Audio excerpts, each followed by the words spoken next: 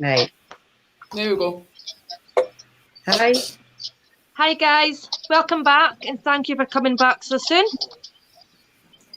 You've been Thank a very you. popular choice with many of our viewers, and I'm sure many of them have some questions for you tonight. Thanks, awesome. And before we get into it, Shane, I would just like to congratulate you on behalf of Paranormal and History on your partnership with CRA. Thank you. Well done. Very good. And we hope you're going to have many happy years there and do weird and wonderful things, as I'm sure you will. Yes, hopefully we can go even weirder than we already have gone. That's good. It's a good step up. So Say again? Brilliant. it's a good step up for you. Yeah, absolutely, for sure. I've been involved in a number of, or at least I'll say a handful of different film groups, but it's difficult because with regards to indie film, unless you're extremely persistent, a lot of companies fall apart. And because CRA and Craig and David are have good business sense and they are pretty persistent in their efforts to do film, I think it's gonna go far. Good. I have seen in the past movies that you have done. Was it the one We Promised? Had got to the Hollywood Film Festival and had won awards there. You're talking about We Promised? It got it won the best picture in the Hollywood Film Festival. Yeah, so that was Golden Eagle Films, and when I worked with them, they were big into the festivals, and I first worked with them for We Promised, and then I came back and was a camera operator for them for a film called The Great Controversy Ended, which is kind of like an end of days film. And that also won some distinction, and that was actually a lot of fun to shoot because that one, they were basically doing people at the end of days that kind of go kind of leave civilization to hide from the bad people. And so we got to shoot some of that in a cave. I actually used some of that footage for my reel when I came to pitch myself as a camera person for David, and he liked some of those shots, and so that's one of the reasons actually I got onto the CRA film. Brilliant. And since CRA, you've done quite a few films with them as well, haven't you? Yeah. I've worked with Dan on a couple things. I think we mentioned last time that he got to kill me in a film too. Yes. That's right. Yeah. Yeah, I think we worked on 4 or 5. Hasn't been too many, but a decent amount. But Dan's has worked on quite a few projects as well. Yeah. Together with you. I've been looking at Dan's work. You've done some quite a lot of films actually. You've worked on was it Black Rabbit? yes, Black Rabbit. That was an interesting film, man. That was a lot of fun. That one. Yeah, sounds like it. But you have landed up together at CRA, and you are doing really well. I mean, The Crumbs, obviously coming out in 2020. That was a great film. For anybody that hasn't watched it, they really need to go and watch it to see how the two of you, obviously with everybody else, how you work together with that film. How did the both of you like working together with that film?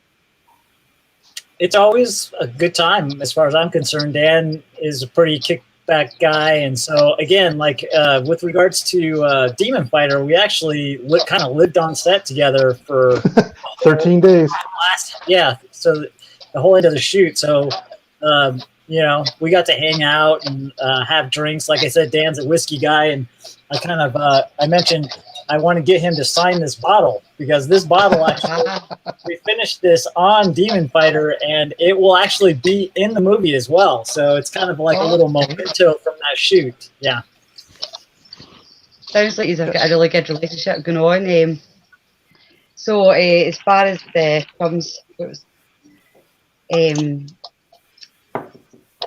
but he's doing that now. But I touched a bit about this earlier on, Shane. Knew that you're kind of got promoted your partner in the CRA Entertainments. That means effectively carrying on through for future films. We were talking about you can boss Dan about now, but it's a good job. But he's got a good relationship there. Yeah, I think Dan would just give a dead stare if I tried to tell him something to do. I mean, he kind of has that response to a lot of things anyway. You know, he kind of just gives a dead. Hey, I take it into consideration when I'm doing my job and I'm in the moment. That's pretty much what I'm focusing on, and if people are talking to me, I do take it in. I usually absorb the stuff that matters, I guess, and all the other stuff I just kind of disregard if it doesn't have to do with anything that I'm doing at the moment. Yeah. But yeah, I do sometimes have that, and I don't tell people that it's never worked with me before. If you ask me a question and I stare at you or I answer you really short, please don't take offense to it. It's just my mind processing a bunch of things at one time. Yeah, pretty sure you've got a lot of things going on when you're working. When I'm not putting makeup on somebody's face or doing something, I'm more relaxed, I guess. Well, and if you are putting makeup on somebody's face, you're kind of occupied. That's the other thing. Right. Of course. I get into a zone, man. It's like anything when you do with art or anything that stimulates your brain. You do it long enough, and endorphins start going, and you just become focused on that one thing. Well, whatever you're doing great, because Crumbs done amazing actually. This film, the film was out last year, so it got to #1 in the horror genre, didn't it? What's that? On Amazon Prime, the Crumbs movie, it got to #1 in the horror genre. It did really well. Oh yeah, thanks. That's news to me. I haven't checked it out this month. I actually haven't done anything this month. It was actually a post a little bit while back, Dan. Well, I remember the post. That was last month, though, wasn't it? Say again? Yeah, that was last month. Yeah. Yeah, but I mean, again, we don't have access really to those ratings. It kind of is up to them to kind of tell us, and there's no way for us, I think, as just a consumer to look and see that. But it was kind of cool to find out that it ranked pretty high on their yeah, it did. Yeah, on their list. It did really well. I don't know if Sam's got anything she wants to ask you. Yeah, Dan, I was doing a wee bit of digging on yourself just to find out some more information. So basically, I read up on yourself that you worked with some rock bands. Oh, yeah. Machine Head in Lost in Atlantis, is that correct, yeah? That is correct. I did a couple videos. Well, the Lost in Atlantis one, I didn't do any makeup work. I was actually extra. I was a zombie. Yeah, I was a zombie. I'm only in like 2 or 3 parts of it. That was right at the beginning of my makeup thing. But there is a prop in that where a guy walks up to a girl and pulls the top half of her off. So that whole bottom half is something that I did because I was on set and one of the makeup artists was having a problem making it look bloody. And the funny thing was is she just kept pouring like this red paint blood color over foam. And everybody knows foam is a sponge. It's just going to absorb it. So I had to tell her that she had to shellac it or put a spray clear coat over the top of it so that way the paint will stay on top.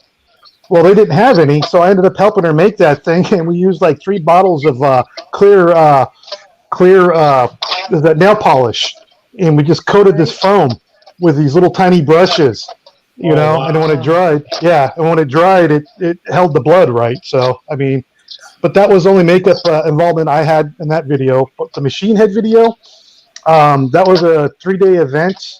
And I was the only makeup artist on set, and it kind of sucked because I did have an assistant who called in sick last minute, but I had to do like, what was it? I think there were like 10 zombies in total the first day. Or not zombies, I'm sorry, dancers. And the second day there was 9, and that includes the band that I had to do as well. Wow, that's a lot of work. It was a long day. How did you find being on the set of like a music video to then going on to the Beauty and the Beast theatrical?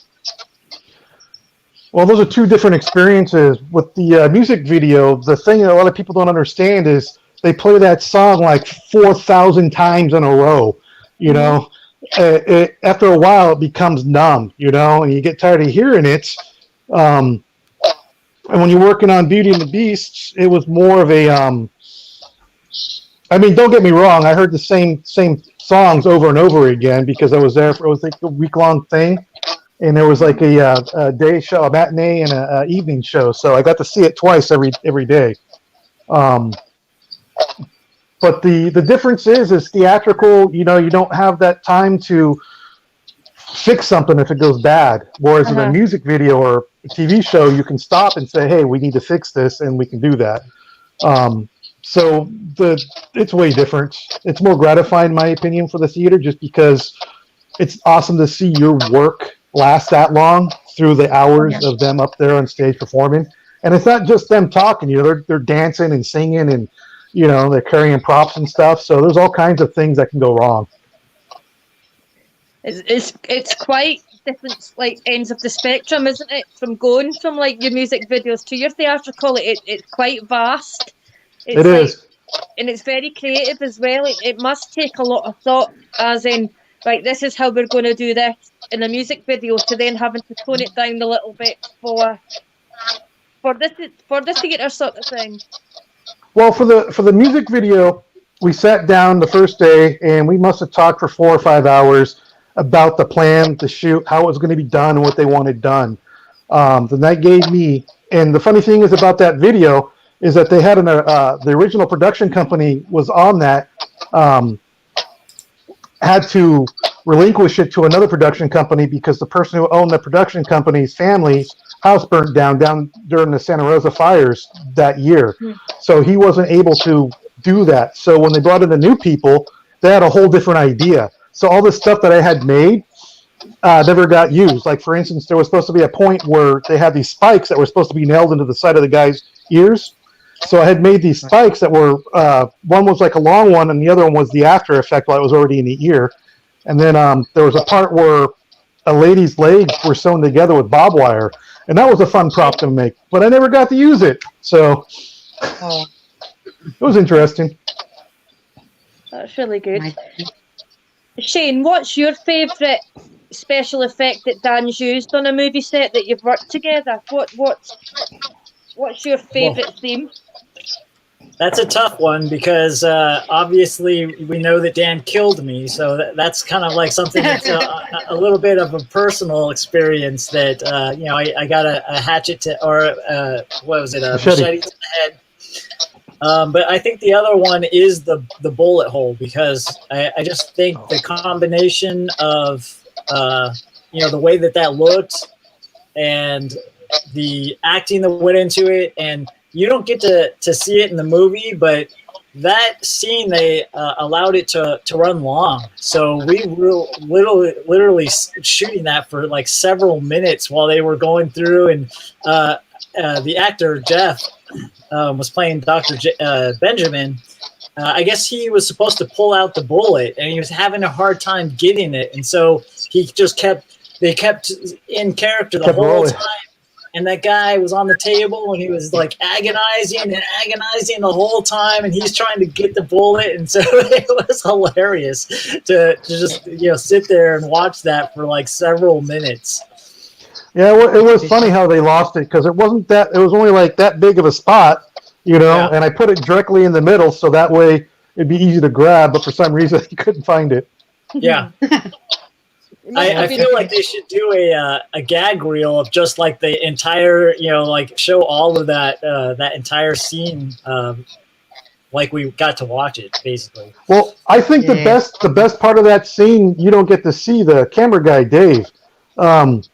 He couldn't watch it. He couldn't film it. So he set everything up on a tripod or whatever, got everything where it needed to be, and then laid down on the ground while they were doing that scene because he couldn't watch the forceps inside the bullet wound trying to get it out. I don't know if you remember that or not. A little bit, yes. Acted on cameraman that day. Yeah. Well, then later on that night, they went to the hotel room and they got the cops called on them because they thought they were involved in some kind of crime and shootout. Oh my yeah, God. that's right. Yeah. They didn't take the makeup off. They went straight to the hotel in their makeup. Yeah, no. so they thought that those guys were actually bad guys. That's awesome. I forgot So about did the that. police actually come? No, they explained everything to him, but yeah, it was pretty That funny. would have been funny.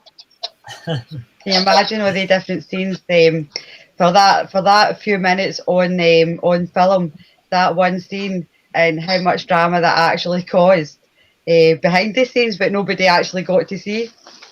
What Right. you're saying with the police and the cameraman being squeamish, must have been a funny day.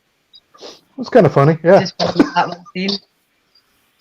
So Yeah, he got lightheaded a few times on set as well because we would shoot. We were obviously working really long hours, and sometimes we were in that lab. It would get really hot in that lab, and so he got lightheaded a few times, and we had to take a break so he could sit down and kind of chill out for a minute and get back to normal. Get some food in him, Yes, and there was some really gory scenes in the film as well. So the man must have been thinking it was really, really difficult to kind of complete the film, being a cameraman, seeing all these scenes. Yeah, for sure. He also did a lot of that. He had a rig where an arm would come up over the top. And so he did a lot of shots where he was basically holding the camera the entire time too. So a lot of, in a lot of films, you'll put the camera on a tripod, but he was doing a lot of handheld shots. So he was kind of working pretty hard on that production. Poor guy. But we were talking earlier on about the image that was captured. Or it was on the Facebook Crumbs page. Was it him that actually took that picture of the image in the doorway? I don't know who took that picture. Oh, wait, did you? That's right. Yeah, so that's how we do that picture wasn't me, is because I'm standing back here. This is Jeff here in the front. Yeah. And so I'm standing behind Jeff and Anton, who is on, I think, the left of him, and shooting, just shooting behind the scenes because they were rehearsing in this shot. And again, I didn't see what was going on over there because I was just paying attention to what they were rehearsing. But when I snap the photos, a lot of times I'll look at the camera and I'll zoom in to see where the focus is on the shot. And I think I froze on that area and I was like, what the hell is that? And so that's kind of where that came about. I started walking around showing people and asking what they thought that was. It is really, quite scary looking. Yeah, it's a full body. It is a full body, but it's like somebody's got a bald mask on. That is so scary looking. What's your thoughts on the paranormal? What's your belief, or do you not believe, or? I personally would say I don't really like everything that I've ever seen. I've been able to explain some way or another, and so since I haven't had an experience like that aside from this thing that I haven't been able to explain, I for the most part don't. Yeah. No, I believe there's something out there. Do I believe that there's like ghosts floating around everywhere? No. I've been part of a couple things that were kind of unexplainable and can be explained, but it really wasn't a solid explanation, I guess. There are times where I've been in the buildings or areas of property where I get this really weird, uneasy feeling for no reason at all, but I don't pay attention to it. I realize that if you feed that, you're going to become crazy. That's just my opinion. You ignore it, it goes away. So Shane, So we can say that. Shane, would you say that you're more of a debunker then when it comes to the paranormal? Probably more or less, yes. And it's funny you say that because there was a paranormal show that I used to watch every now and then that was called Taps. And what I really liked about it is that they did do a lot of that. And it was cool, too, because their regular job, I think they mentioned at some point along the ways that they were plumbers. And so they would go under, and find like pipes that were rattling and stuff like that, stuff that they know that kind of happens to plumbing and things like that. And they would usually follow up things like that to see if that was going on, causing those knocks or whatever. Yeah, so I kind of enjoy watching that. I consider myself, I like, psychology, philosophy, and, being analytical about things. And so I do find it enjoyable trying to figure things out. So that may be the reason why, is I like to be able to try and figure things out. So what is your opinion on shows then?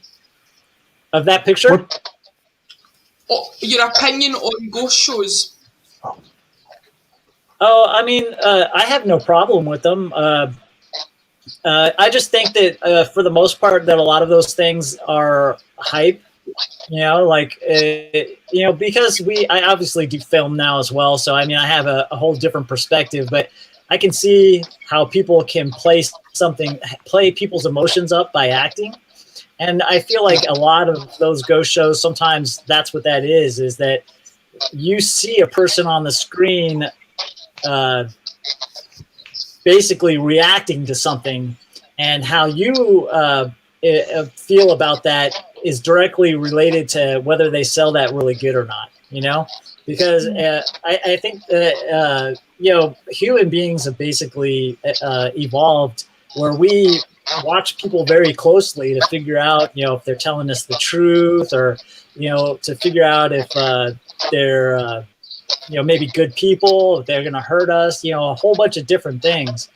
And so when you've got somebody on screen like that and they're reacting to stuff, even if you don't hear the thing, like if they can do a good job of reacting to that, you're going to be able to feel it a little bit yourself. Yeah, I agree with you. They're enjoyable to watch. I've watched it. My wife likes that, and she believes in all those ghosts and paranormal things. So we sit there and I watch the shows with her sometimes. Some of them are pretty interesting, and some of them are just total letdowns. You're just like, I watched 30 minutes of this, and they absolutely solved nothing. So I don't watch them as much. No. I almost got to be a cameraman for a paranormal group that went out. I actually did meet with the group that was talking to me about doing more video stuff, and I almost became their camera person. It just never developed it into anything. That would have been interesting for you. For sure. Was it for that Dyer Road thing we have up here in Sac? Dyer Road? Yeah, was it for that? They did a documentary on that one. Not too long ago. Nuh-uh. Okay. It was a long time ago, and it basically related. I was involved with another film group that was doing a film called The Dark, and they were shooting it at an old hospital that actually Ghost Hunters actually did go in and do some shows there. So it was supposed to be haunted, and they did have some of those issues where like batteries are running down really fast, and some of those kind of things that indicate that there's something going on. So they did experience some stuff on that set as well. So actually, with regards to that project, and then Dan actually was on the ship for the Resident Evil thing as well. I don't know if Dan knows, though, that Ghost Hunters, I think, went to that ship as well. Yeah. To the ship. So I've been at a couple locations that have had Ghost Hunters there. I don't know if Ghost Hunters, I'm going back to the Los Atlantis video. We shot that video in Nevada City out in California. And it was in an old abandoned hospital/hospice/school. Those are the three things it was. And it was, I think it was the late 1900s is when they closed it down. It became abandoned. So walking around that property was a throwback in time, obviously. But there were some pretty eerie vibes in some of those parts of the hospital. I remember walking, because there was no electricity, obviously, and that didn't help, especially when there's no windows. So it was like no ambient light coming in at all, walking down some of the hallways. But yeah, it was interesting. I got a little spooked on some of the rooms I went in. I think as well, if a place looks old and you get the feeling of it being old and eerie, then it does start to play on you. And then you do start to be like, oh, I can feel like somebody's watching me, sort of thing. Yeah, they went into this one part. Good. Oh, I was going to say there's a part in the video where they went into this hallway. It was like this cubicle, not a spiral staircase, but it was just a square room, and the band was at the very bottom of the square room, and all the extras were on top of it, and they were all dressed up as zombies or dead people or whatnot. And just because they didn't feel that the room was creepy enough, they started throwing blood all over the walls. Oh. And when they did that, the not just the feeling of the room changed, but the whole atmosphere changed too in the air. So I don't know.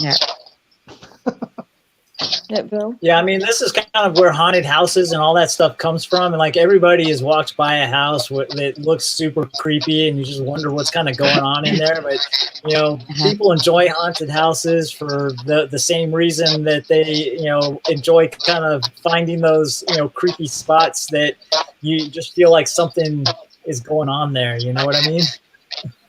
Yeah. Same with the movies nowadays, like scary movies, haunted movies. I don't know where you would think about ever doing that, making a movie, like a kind of paranormal effect movie. I don't know if you could do that, but that would be quite good, because the films that are coming out just now, we were spoke about this the last time, about them being that kind of what's going to happen next. Do you think that, Shane, that you maybe think about doing a paranormal film? Or is that just nothing like what? No, I would love to. That ship that I had mentioned to you, I wanted to do a paranormal thing there, like a ghost hunter type thing. And it had been banted about, but I guess one of the people who there's basically the person that owns the ship lives on the ship. And that person, I guess, doesn't want to mess with that at all. Like they feel like if we were to come on the ship and do a movie about ghosts, that it might stir ghosts up. So they prefer not to do that. And my buddy actually, he's a filmmaker as well, and he's actually helped do work on the ship, which is how I got that connection. And he actually has an experience on that ship that freaked him out to the point where he would. I don't know that if he's been on the ship by himself since then, but he was alone on the ship, and he had some kind of experience that he would prefer not to ever be on the ship alone again. I don't think he stayed. I've stayed the night on the ship though. Me and a couple other, when we were doing the Resident Evil thing, crashed there for the night so that we could get up early the next day and set up for the like a really grueling shoot that we were going to do. And I didn't notice anything when I was there. There's some really cool cabins in there. So I wonder if that spot where they were where you got spooked was down below where the what were they, the employees' quarters were? Yeah, I think he was down below when he was basically looking into a bathroom. I think he heard or saw something that he thought was really cool, and then he kind of like went over there and opened one of the doors, and it's got two doors because it's a ship. They have like redundant things sometimes to keep water out. And so he's like looking in, and the other door was just a little bit ajar so that he could see through. And he says that something slammed the door on him, like they didn't want him to see in there. But that freaked him out, and he like called the owners of the ship, and he was like, "I'm leaving. I'm getting out of here," like the whole 9 yards. Yeah. Sam and Sarah will agree with me. For us, we would love that, and we would be like, "Please do that again if you can." But it's just not for everybody. It's not for everybody that being in a place yourself. The owner too, I've talked to, and he doesn't. I don't know. I don't think that he believes in any of this stuff either. But at the same time, he's like heard voices. There is a weird thing that he's kind of like me, so he kind of like is more analytical about some of this stuff. But he says that a lot of on these ships, if you go down below, you can actually hear water slapping against the outside of the ship. And he's saying that people will actually hear voices in those sounds. Just because people try to make sense of things, they'll hear voices in that. But the story that he has had basically him saying that he was hearing the voice say a specific thing. I can't remember what it was.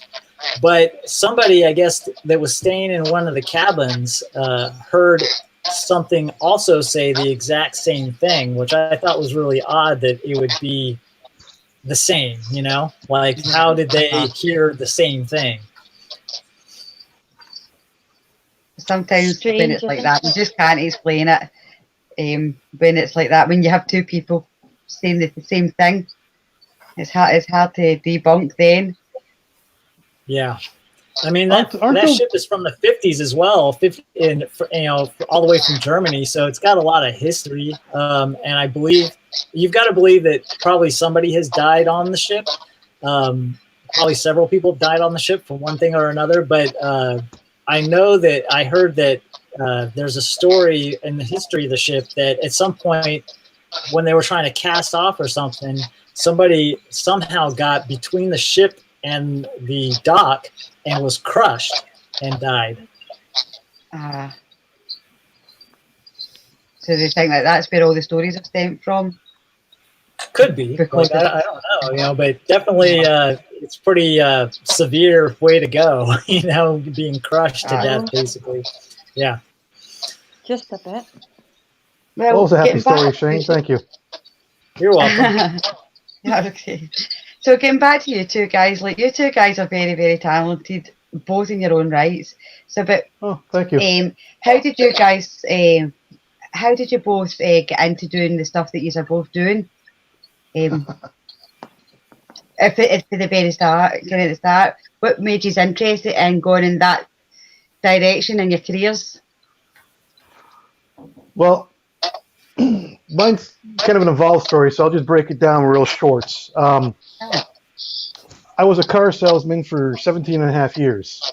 I tried to get into the art industry, making poster art for bands and whatnot, like poster bills you see advertising for different events they had coming up.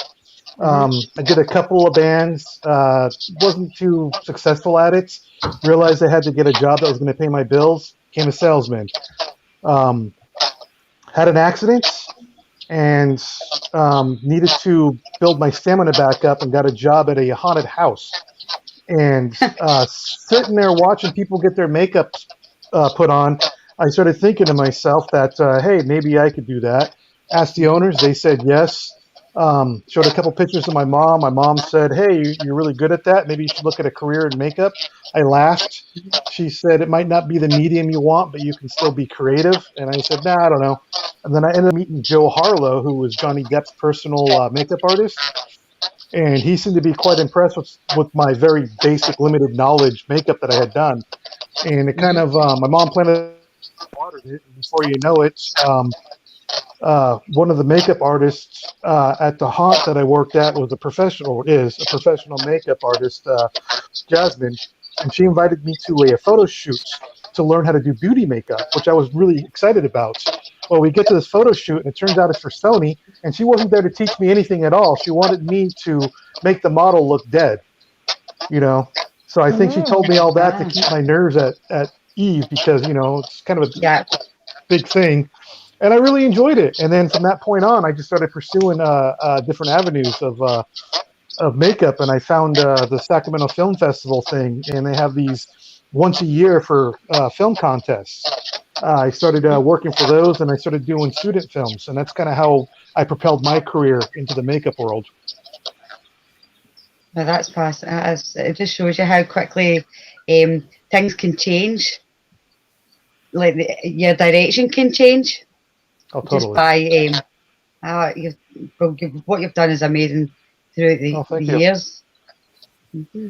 What about you, So Shane? would you say that it's horror and things like that that give you the most feeling to do?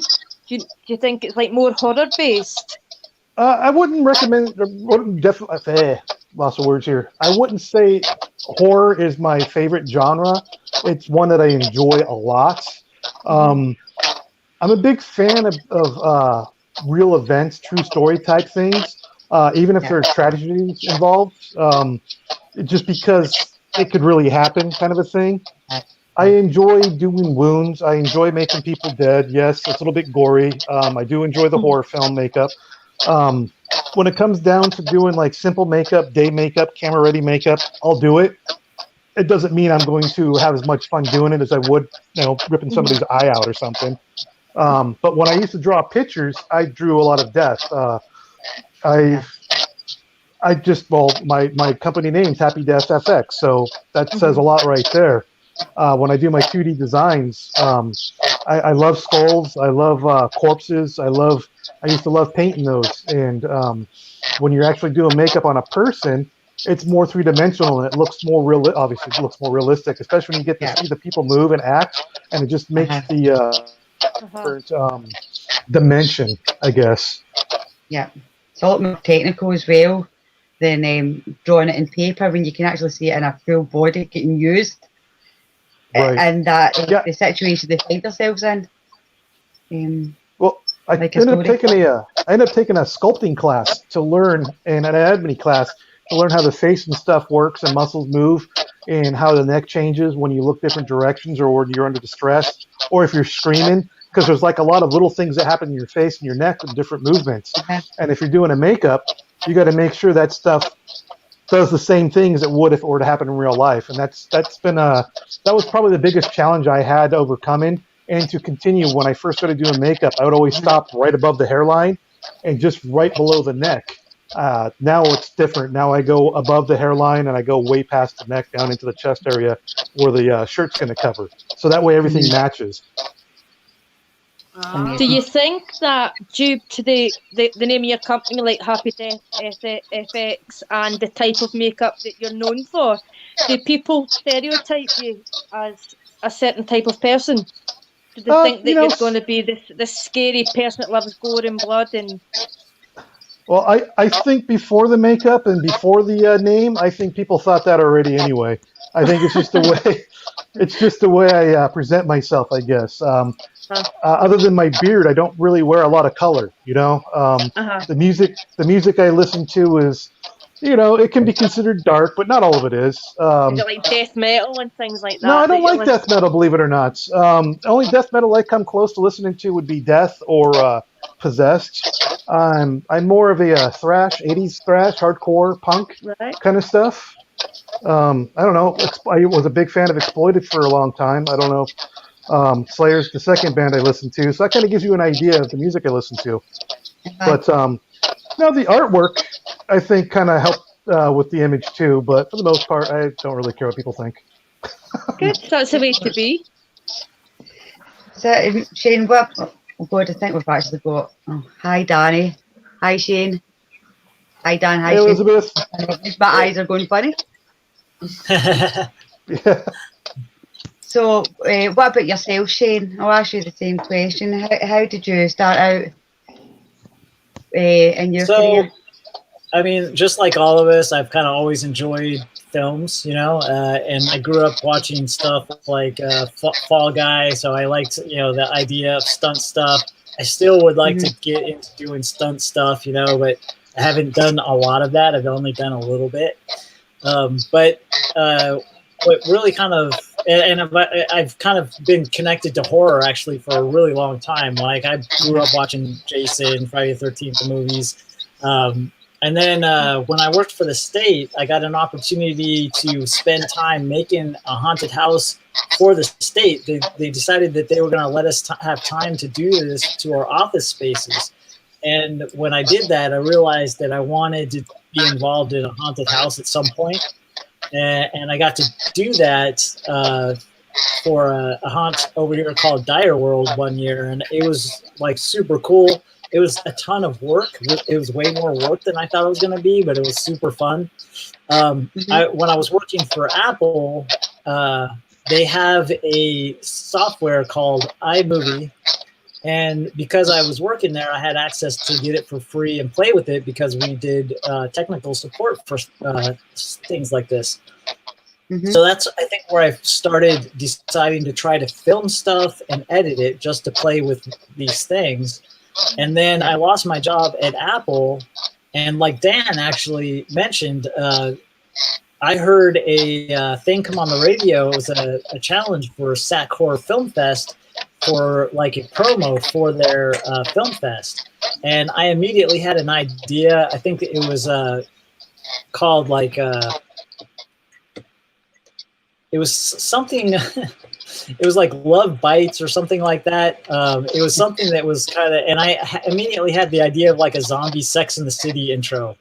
And so I had to do this thing because the idea was just so clear in my head. So I got some people together and we shot this thing, and they talk about, you know, being bit by the film bug. That's essentially what happened. I did this thing, and I was able to finish it and get it turned in. I didn't win, but the experience was so much fun. I was like, oh my gosh, I got to keep doing this. And so I've been doing movie stuff ever since that. Again, though, I started out doing it just by myself.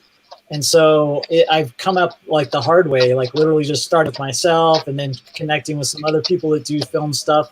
Like I've met some people that have done stuff on big productions, and they know things that I don't know. Like I've tried to reach out to a couple local filmmakers that do commercial stuff just so I can learn the normal way to do things on set, the lingo, like all the like little things that you know, because most of the stuff I know I learned by figuring it out and doing it, or on set with some other people that have already done certain things. So any kind of lingo I know, I just picked up along the way.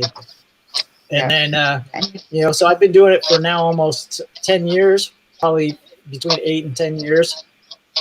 And so I just have worked my way up to this. So it was cool to finally get involved with, you know, Craig and David. David, you know, I obviously I've been doing it for a little while, so I've started networking on Facebook with people that were doing film stuff. And so David I had been following for a really long time, and I saw he was directing on a certain movie. So I finally just decided to reach out to him, like I've done many other local filmmakers, reached out and said, hey, we should work together type thing. And that's when they were, you know, they had already just finished Evil Down the Street. It wasn't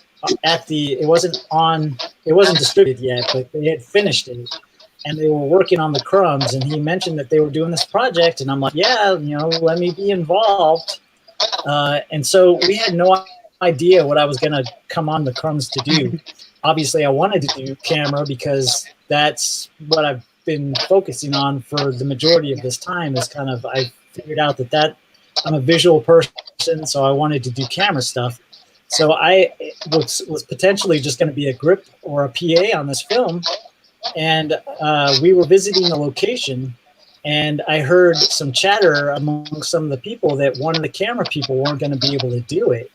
And so I hit him up right away and said, hey, so I hear you have this camera position. And I think he was kind of, he didn't know me very well. Like we had just met and we only knew each other on social media. So I thought he was just like, oh, okay, yeah, like I'm going to have this guy just be on camera.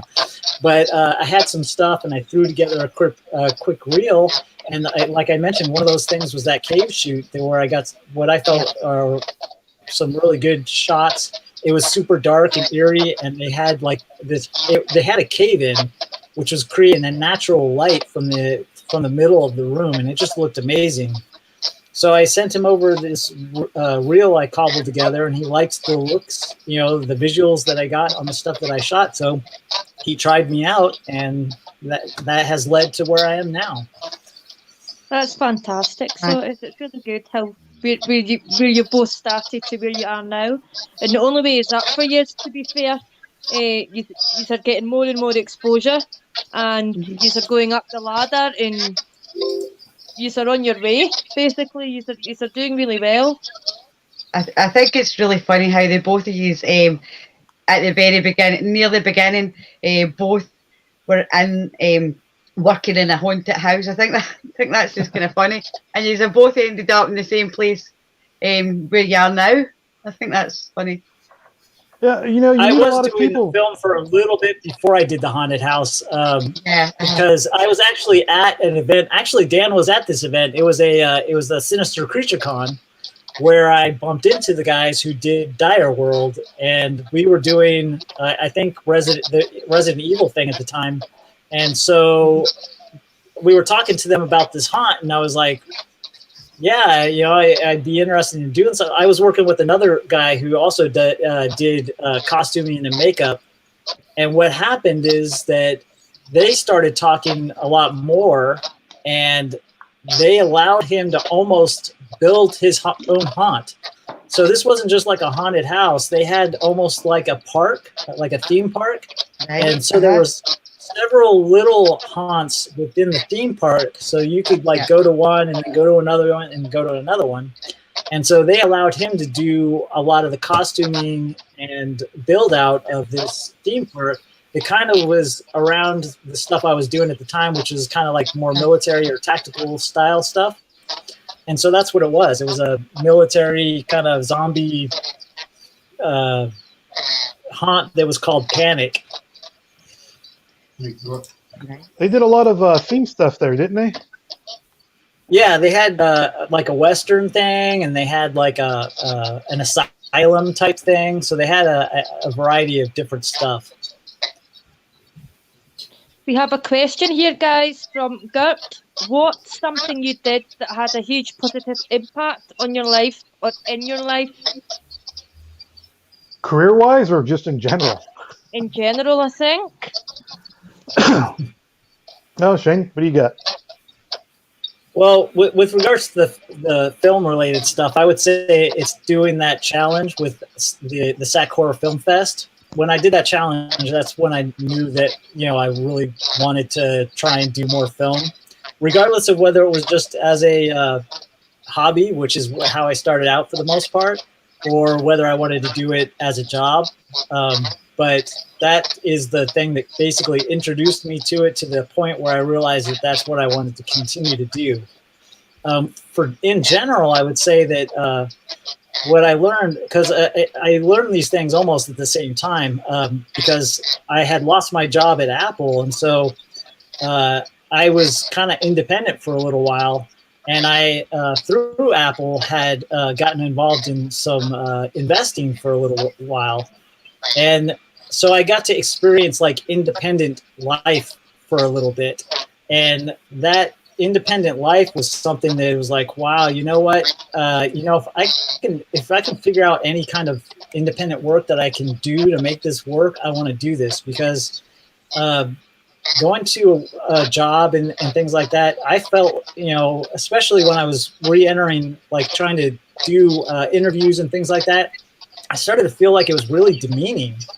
And I just didn't want to do it anymore. And I was like, well, I have this opportunity. I'm going to go for it.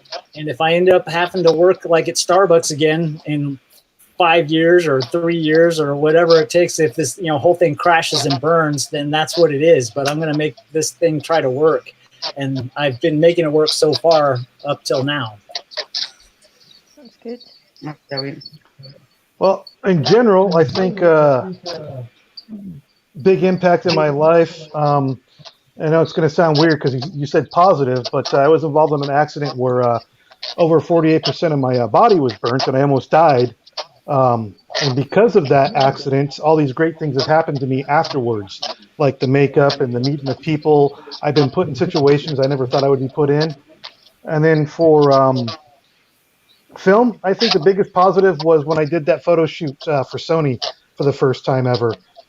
It really gave me the bug. I enjoyed doing it. I enjoyed the atmosphere. I really liked everybody around. I totally could see myself doing that for a living, and I just went ahead and pursued it at that point. I kind of did the same thing Shane did. I didn't know anybody from nobody, I didn't even know how to go about to even get on to a set. I started working cons, and I thought that's how I would meet people, like celebrities and whatnot. And then I realized that celebrities don't know anything, and that it was all the producers and directors. And I did 3 years of that. Don't get me wrong. I would never change that experience for a lifetime. But yeah, it's the producers and the directors that you want to talk to when you're looking for makeup jobs and stuff like that. I mean, if you're friends with an actor or an actress or somebody who's in the know, that's good too, because they can always do a name drop. I've gotten a couple jobs that way, but for the most part, yeah, I got here the same way Shane did, and that was probably the most positive influence I had that made me go this way. Oh. Brilliant.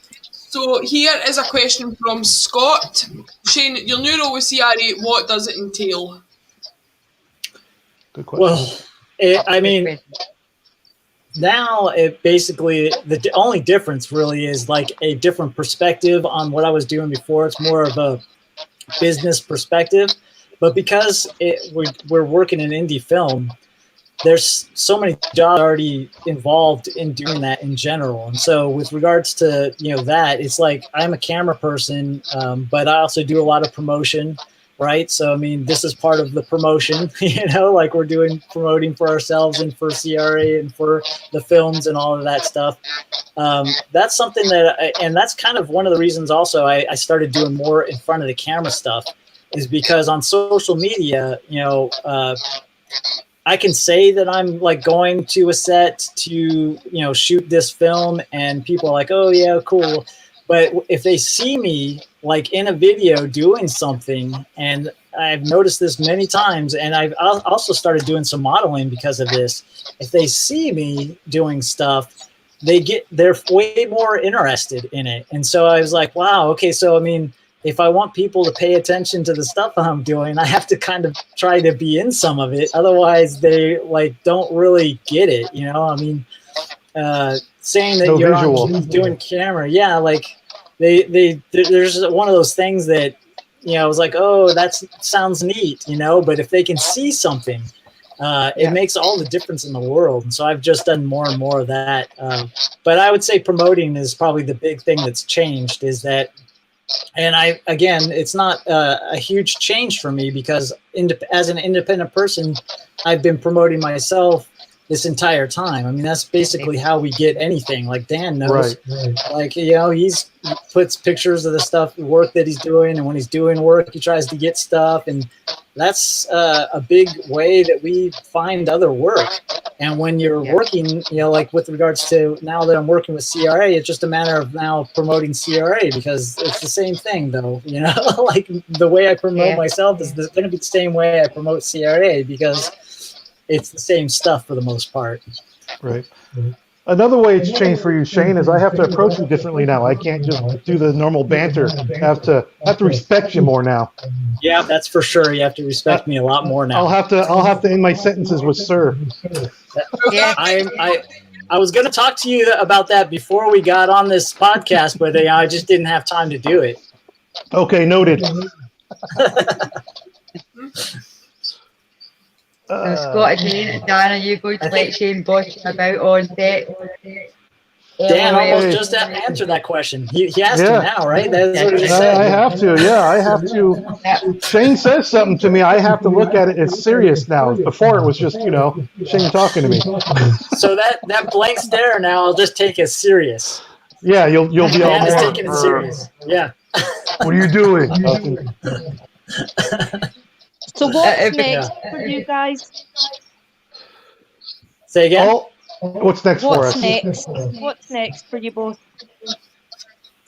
Well, you've got that movie coming up, right? That's Loving Quarantine or something? Yeah, Love in Quarantine is next month, and we're going to be shooting that. It's going to be a comedy. It's not one of my favorite things, but, it's, I mean, it isn't. Like I talk about the paranormal stuff, and, like, I'm not, like, I don't necessarily believe that stuff is happening. It's similar when, I have a similar thing with regards to comedy. Like, some of the stuff I find really funny, but I don't go to the movies to watch comedies, so it's not my box, to be in. Like, I like shooting stuff, and it's only progressed. Like, when I've gotten more into it, it's only progressed that I've wanted to do more action stuff, and I wanted to do more horror stuff, because capturing that stuff, there's just way more going on for me.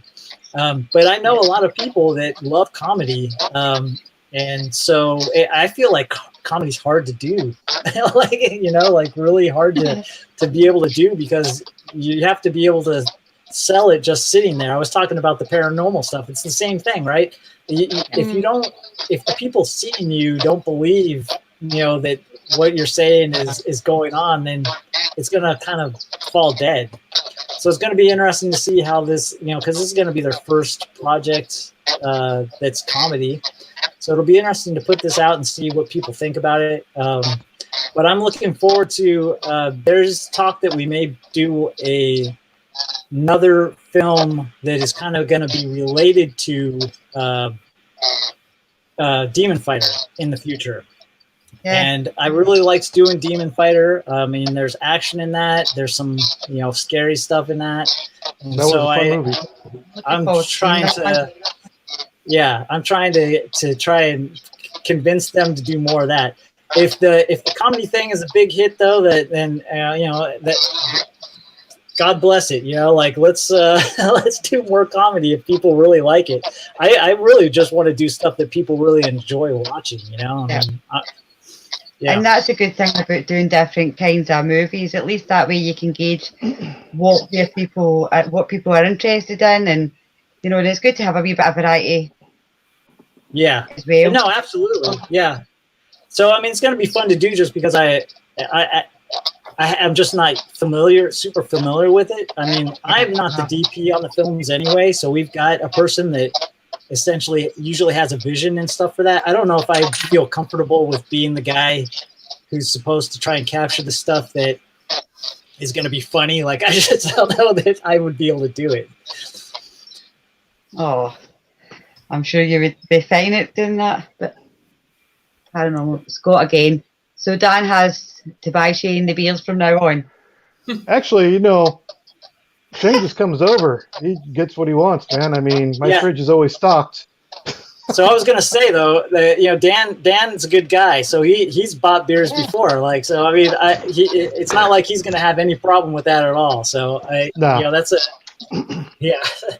and he does have a stocked fridge. Again, like I said, he's a whiskey guy, and I've come over and had some beers and tasted some pours on a couple of occasions. That's good. Yeah. And Dan, did you do the special effects in the new movie as well, the Demon Fighter? Did you do that as well? Myself and a gentleman named Rob Vargas, excellent makeup artist, probably one of the better makeup artists I've ever worked with. We got along. We didn't have our ideas seemed to be the same. There wasn't a lot of conflict on how to do things or how we should do things. It was an actual honor to work with the guy. I actually learned a lot from him. It's good to be able to learn from people that, if you're working with different people, like you were saying earlier on as well, Shane, the more people you work with, the more you learn. Yep. It's one of my favorite things about working on with different teams and stuff like that is being able to learn the new way to do things. Like I'm lucky, like I said, even though some of those other film groups didn't work out because the people weren't necessarily as committed, they all kind of had their own way to do stuff, and I have learned something on all of those things. And basically, I feel like that's the snowball that has grown up to this point. Like if I hadn't worked with all those different projects, I don't know if I would be where I'm at right now. Well, I think one of the big keys to moving on is don't be full of yourself. Don't think you're the best at what you do. Keep your mind open. Don't let small tips bug you. Take them in. I love watching other people's work, and then if they do something that I find interesting, I'll steal it. I don't care. I'll say, hey, that's a cool technique. Let me use it. Once I master that technique or get it down, I'll start to flow my own little flair into it to make it mine. So don't be afraid to learn. No, that's right. It's like your box of tricks. You just collect the box of tricks over years and then you can use them. So there's another question from Scott. Would you come to the UK to work after the current situation is over? Of course. You got some distilleries I want to visit. The great ones of Scotland. The whiskey I've worked just in California so far, and I've worked as far south as Fresno, which is probably 4 hours from LA. and I've worked as high as Reading, which is basically on the border of California. But I definitely want to start working on stuff out of state. So that's kind of the next step. Doing something a little bit more. And then I definitely would love to do projects in other countries. I mean, it's one of those things that, it's the ability to expand out. And like, there's only, California has a lot of really cool stuff, but but there's definitely stuff other places that California does not have that you have to go and find to be able to get that. Yeah, for sure. I do know 4 years ago, I had the opportunity to work on a war film that was going to be filmed in China, but it ended up getting scrapped, so I never went. I was looking forward to that one. That would have been good. Yeah. Well, if you came over to Scotland, you need to make sure that you've got your thermals. You need to pack your thermals when you come to Scotland. It's freezing cold. I welcome the cold. Jacket as well. Always rains in Scotland. Always. That's what I've heard. 4 seasons in one day. Yeah. Yeah. I heard you guys get 10 days of sun. Is that true? Pretty much. That's about right. That is about right. Yeah. We're the only nation that can get 4 seasons of weather in one day. That's awesome. Within a couple of hours of each other. That might be a little bit difficult for filming. Yeah. That's why I think most of the Scottish filming is done under like the big massive warehouses. They're always sheltered pretty much when they're doing their filming. There's a lot of bits inside where the filming is done, even for an outdoor scene. They kind of kit it out inside. There's several bits over here. Screening everything up, don't they? Yeah. Scott again. Well, what was the we are question? hoping to go over to California towards the end of the year to meet up with our USA team. Who is that? Oh, is that Scott? Scott. Yeah. Yeah, it's Scott. So that would be cool. Ghost is on your guys' team now, huh? Yes, he has joined with Jennifer to create Paranormal History USA. Yeah, okay, yeah. So I mean, obviously we've worked with Ghost, So I mean, that should be interesting. Yeah, we helped him with his last project. It was super simple. It was all props, zero makeup, but it was fun. Good. How you doing, guys? Hey, Scott. He came back. That's how it sounds you're holding a fan. I'm saying, you crashing the party?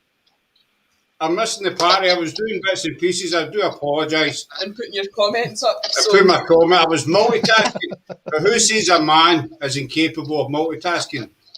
They weren't telling us because I just did it. I proved it to myself. It is possible to multitask. Hi to everybody in chat. So how are we? Dan and Shane. Sorry I've been kind of busy and what have you. Kept away from you, deprived you of my presence. Sounds good, that, doesn't it? That's right. You were sneaking some stuff in there, though. You were present. You just weren't on camera. Is the only difference. I was lurking, as they say. Yes, exactly. We went lurking if you were putting comments on. I was behind the screen walking on. I was actually doing my water Zumba for this evening. You know what? It could have been Scott that was in that picture on the scene of the crumbs. It could have been him lurking. It might have been Scott. What were you doing over here, man? Scott in the background. It kind of looks like Scott. I'll bring the picture up again, right? But it kind of does. He is quite a handsome guy. When you look at him. Yeah. He had different glasses on, though, for sure. Well, I was in California, so I had to put on the shades. Yeah. So see, now that all makes sense.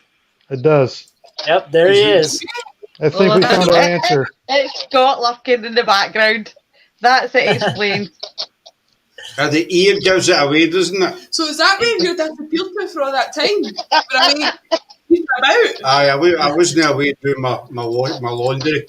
I'd actually buggered off to California to scare the bejesus out of these two guys.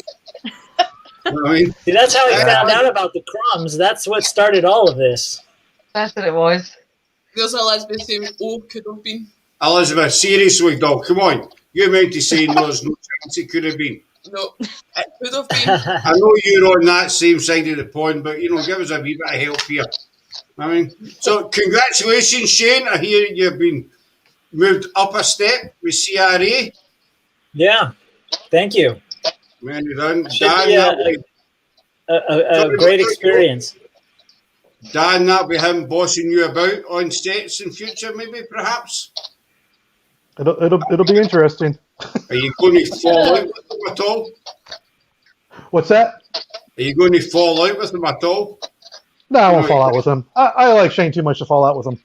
Yeah, I'm not super bossy in general. No, he's not. He's actually he'll probably be the quietest one on set. Actually. Do you think there'll ever be a moment when you're on set, Shane, and you'll lose, as we say in the UK, you'll lose the rag? You'll just blow up? I highly doubt it. We're basically we're forged in some very traumatic or significantly crazy situations, and so I mean, if you're somebody who loses it like that on a regular basis, I don't know if you have a long future in film. You get a bad reputation. Nobody wants you. I mean, I have heard about some people that I think they do have bad reputations, but somehow they still manage to get work. I still am trying to figure out how that happens, but it does. I've heard that myself. A lot of big names. I'm not going to name any. Obviously, we've got a lot of divas. A lot of they throw tantrums if they're, if they've only get 9 towels instead of 10 and stuff like that, and the trailers and what have you.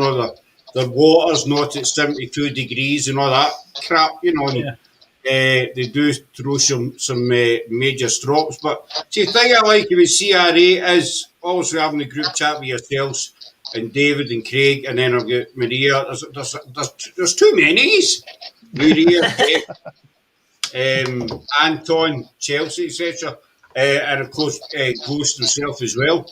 These are all quite close. It's quite a close-knit company. He's all bond really, really well. Mm-hmm. Yeah, I would say so. Like I said, we were pretty much living together on Demon Fighter, so we would all be sitting in the back having beers and just chatting for hours on end after we wrap for the day. Yeah, so I would say it is fairly tight knit. Yeah, we all slept in the same room together too at one point. Yeah, well, the majority we all of us slept in the same room at one point. Yeah. David got his own room because he had his wife with him. He's the director, that's why. So he got his own room, yeah. I thought you said you were sleeping together. I know I said you were close, but that's kind of... Hey, onesies with the back drawers, you know what I'm saying? Kidding. I don't need that image to That's a different show. Yeah, you're yeah. Sorry. That's a number 25's show. Do you know what I mean? That's in the middle of the night, 2 a.m. over 25s only. There's Elizabeth saying very, very tight knit. Thank God she said knit at the end of that sentence. That's all I can say. But I think it makes it a good working relationship, on set and off set, if you all like each other, and you all know what each other's thinking.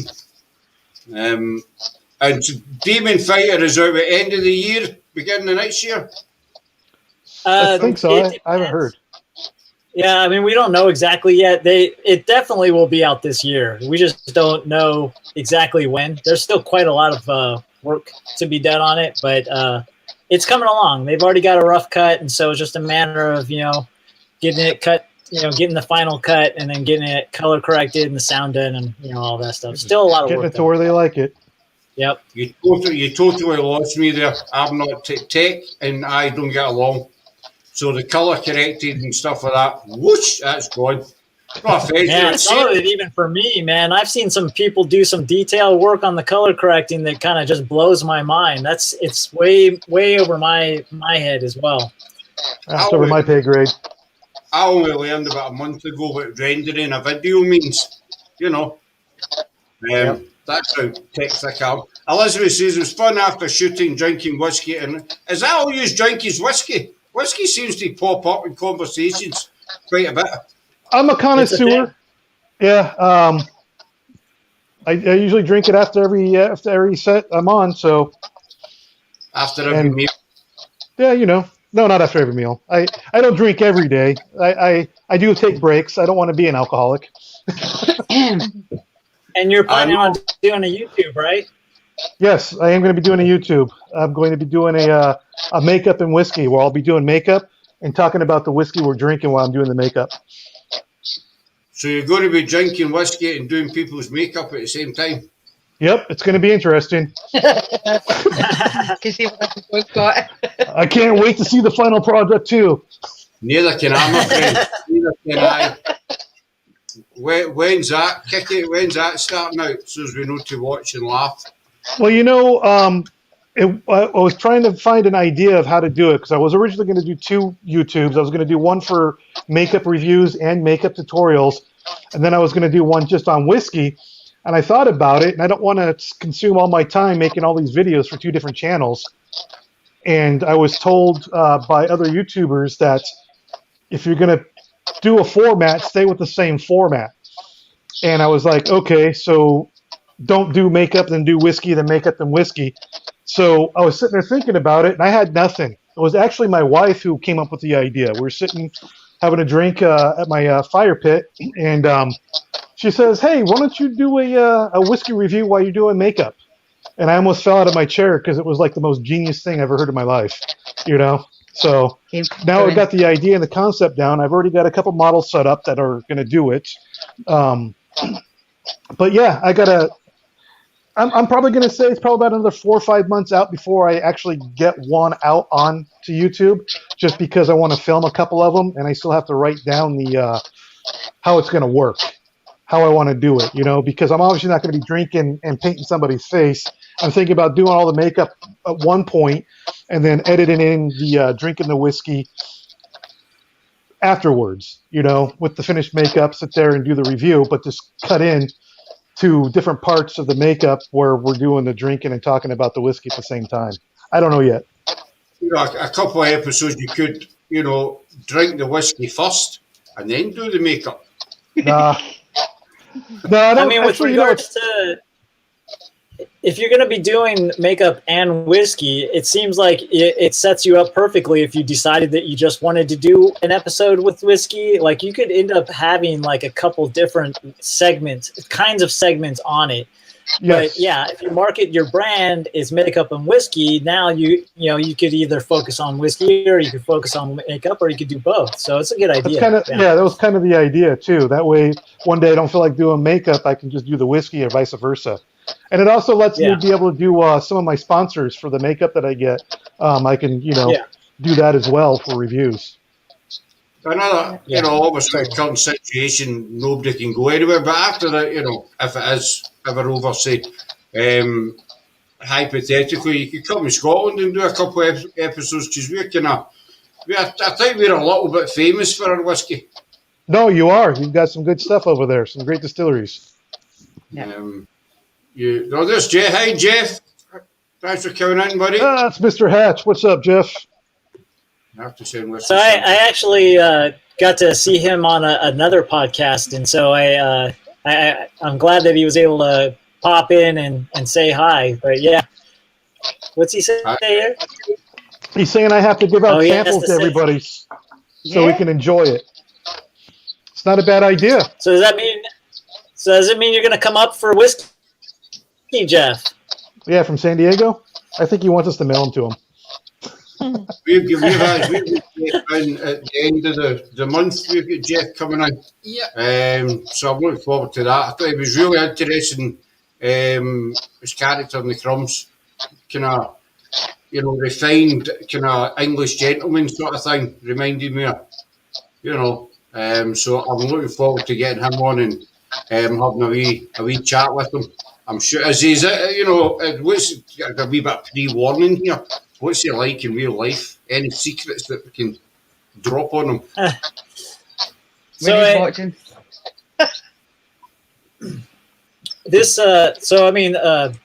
When Jeff was on set, like you said, he plays like the English gentleman. But I have this pocket watch, and so I brought it to set because I thought since the Crumbs has it relates to these people who extend their lives, and so kind of time becomes part of the narrative, the plot for the show. And so I thought it would be cool if he had a pocket watch. So brought this out, and so this is actually the pocket watch he uses on the Crumbs. I've started trying to collect. Sorry, say again. There's a where he takes it out and he looks at it and he says something like, "Is it time for dinner, mother?" or "Time for lunch, mother?" something like that. Is it a lunch or dinner? He says. I don't think so. So I mean, I basically came up with it a little bit after the script. I mean, the script was pretty much done even before I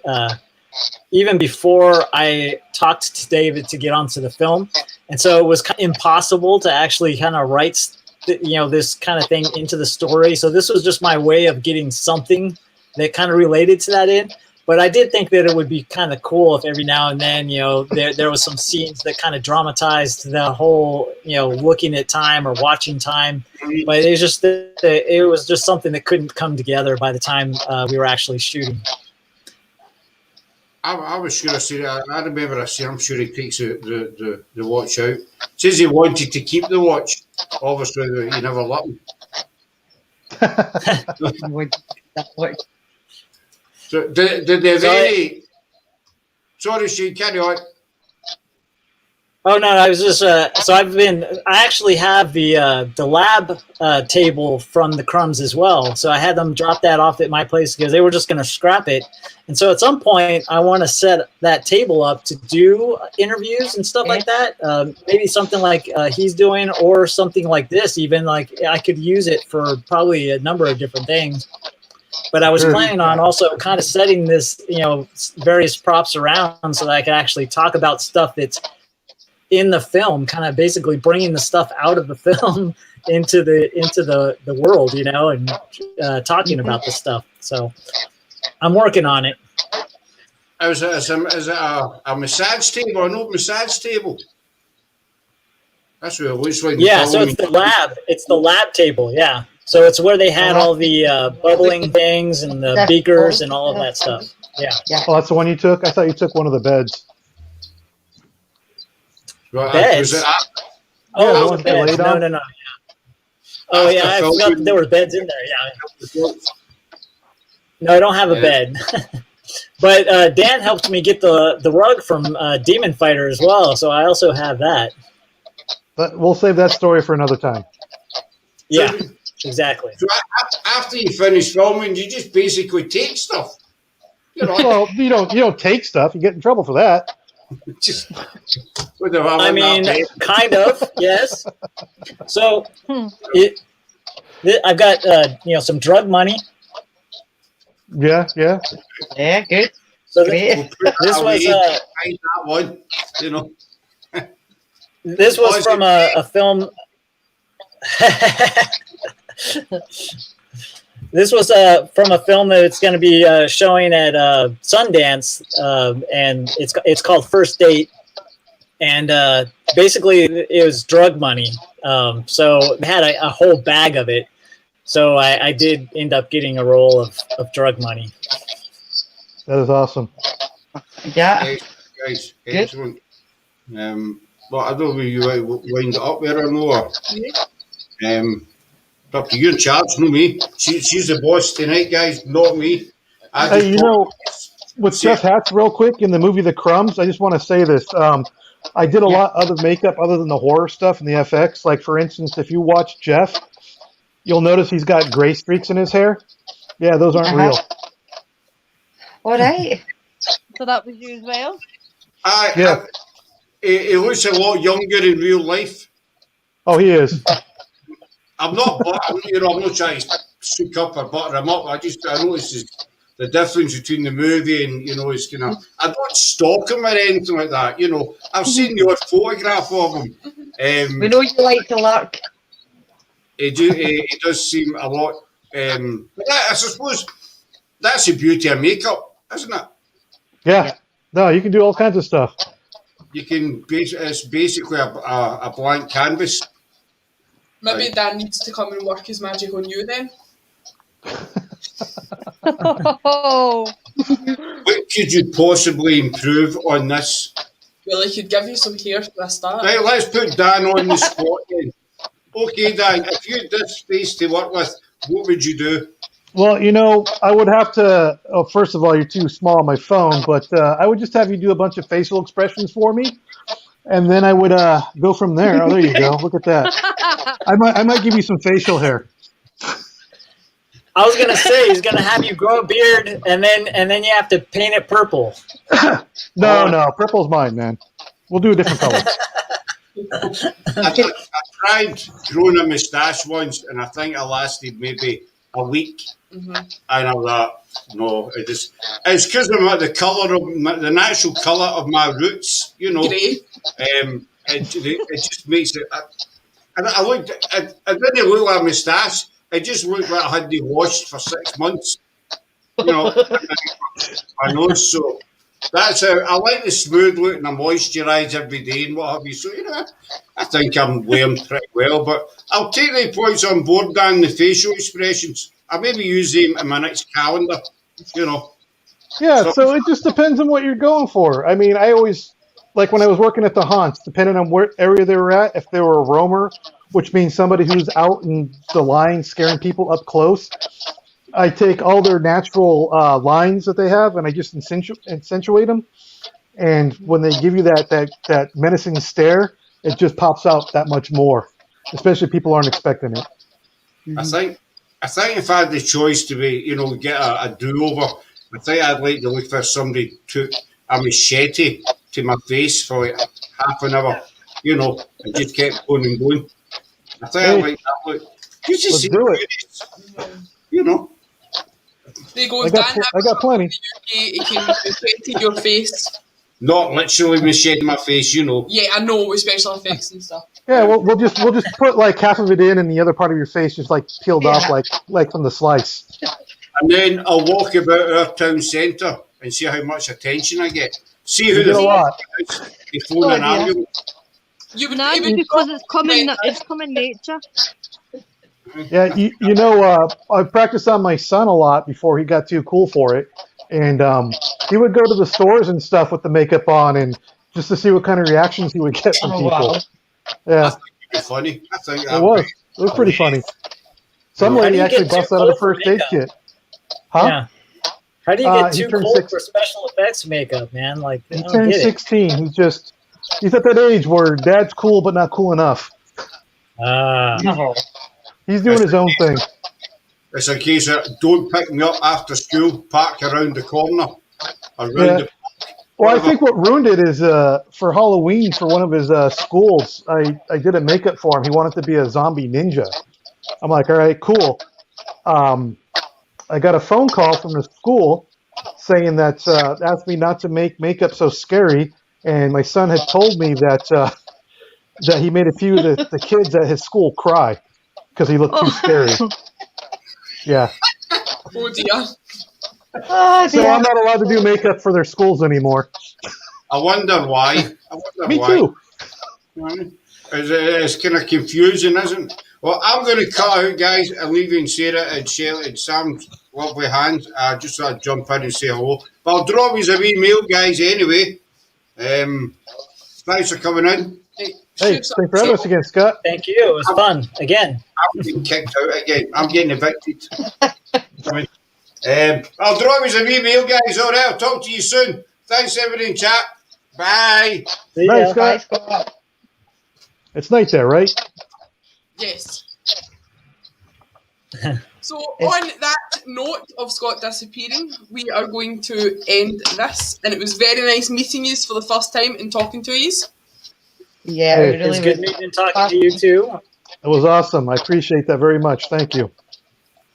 Oh, and we're going to back on. What happened? We hope that you will come back on. Oh, aye. Yeah, that'd be. We haven't worn out our welcome yet, huh? That's good news. Right on. No. It's always a pleasure. That's a record for me. 2 times. Nice. Right, well, on that note, I'm going to end this. So, bye everybody in chat. Bye. Bye, everyone.